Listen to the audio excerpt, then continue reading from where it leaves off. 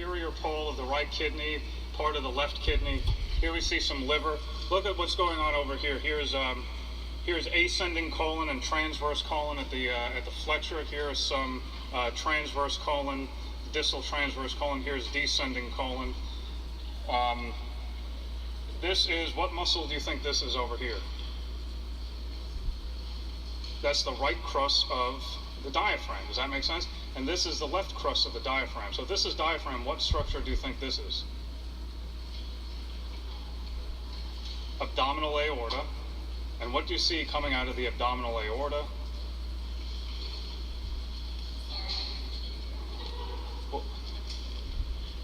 What is there, a bug over there?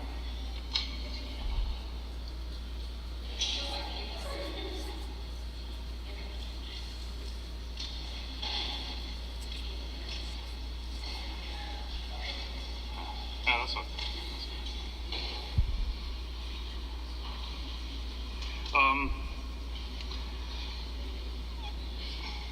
Folks, okay, listen up, folks. I know you love these sections, right? So, okay, look at these sections. Look at.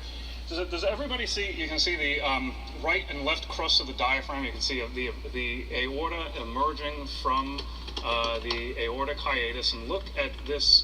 Look at this structure. Right? Look right here. See, there's right crust and left crust of the diaphragm. And what's emerging right here? What's this? Not the real first. This would be the first branch off the aorta, the inferior phrenic artery. But what is this? This is celiac trunk. So this is showing the celiac trunk. Look at celiac trunk. And the other thing that we're seeing here, here's pancreas. This is the meat of the pancreas, right? Here's the meat of the pancreas, the duodenum. And here would be that splenic vein joining with the superior mesenteric vein. So this is the formation of the portal system. That's the other thing you can see. This fellow over here is spleen. This is part of the adrenal gland.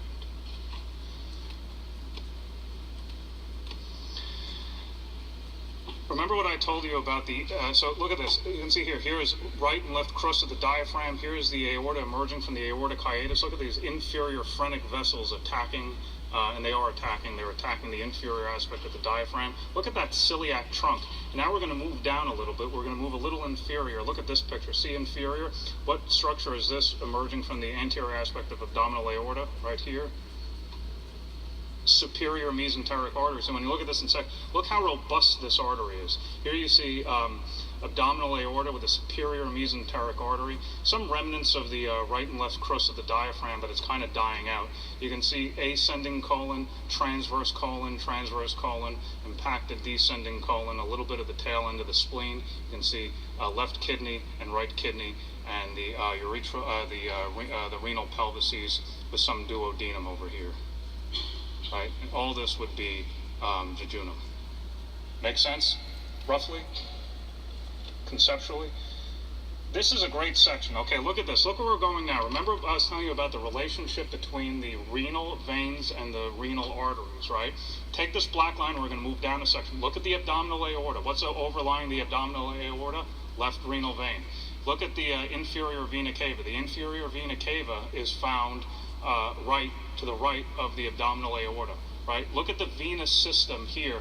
Look, it looks like there's a continuation between right kidney and left kidney there. You can just follow it from one kidney to the other through the venous system. And look at the venous system, how it's superficial to the arterial system. Let's change the slide.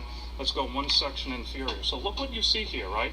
Here again you see, here's the tail and the liver, ascending colon, transverse colon, descending colon, some jejunum. Here's some pancreas with some duodenum.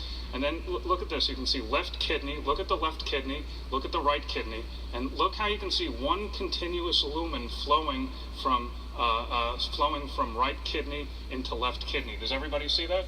And look at this. There's an expansion of the lumen over here. So this corresponds to what? What do you think this is?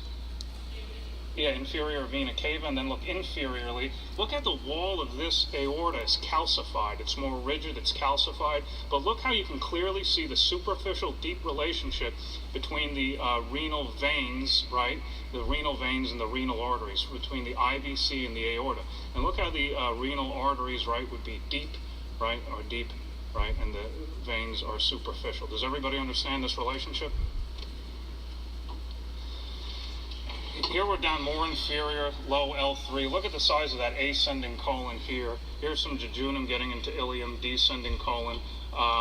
Look at this. This is the peritoneum, right? So this is the peritoneum closing off this peritoneal cavity. You see, what muscle would this be? And this one, and here is transversus. And look, you can even see this. If you look at the internal oblique aponeurosis, you see it bifurcating into anterior and posterior lamellas. It contributes to the, yes.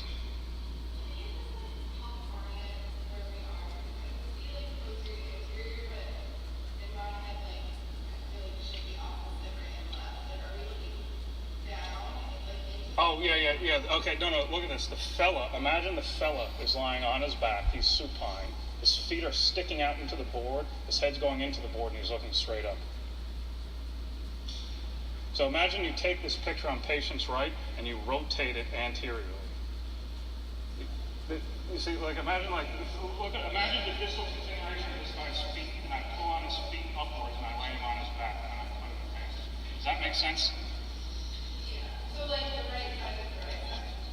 It's not the Yeah, right is right. Yeah, I'm saying patient's right, but right is right.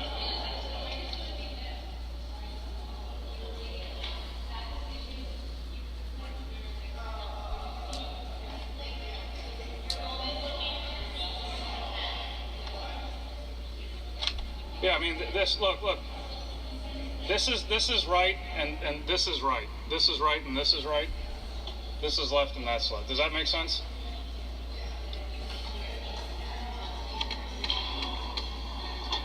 Watch this. Look, folks. Look. Listen up, folks. Here's anterior, posterior. Here's right, and here's left. Yeah. This is sticking out of the board, right? This look again. This patient's feet here, and I grab him by his feet and I pull him, so he's lying on his back.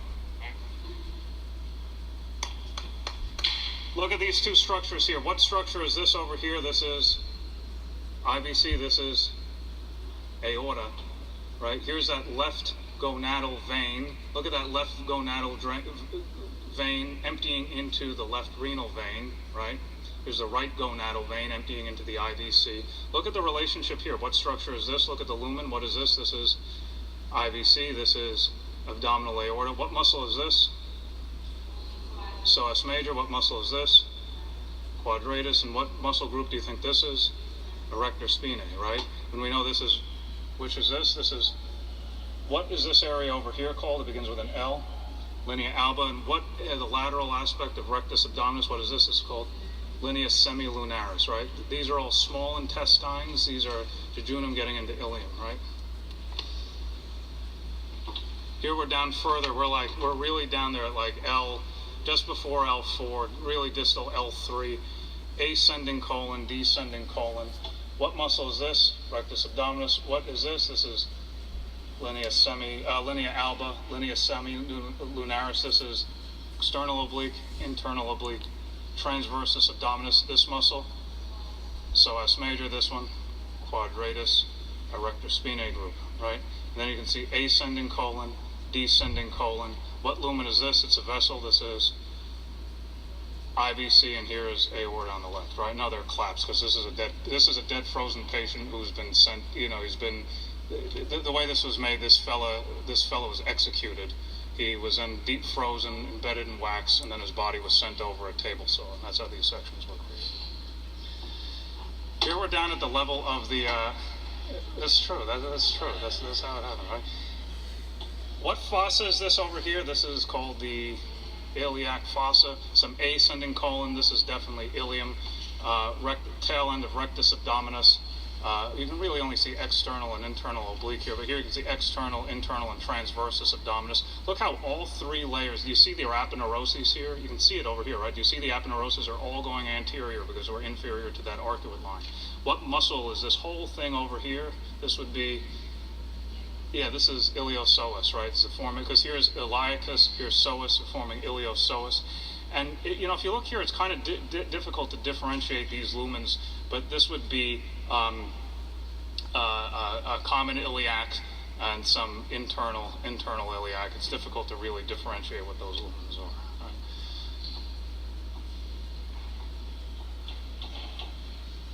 Oh, we're done. We're done at noon, right? Yeah, we're done at noon. Oh, okay. Well,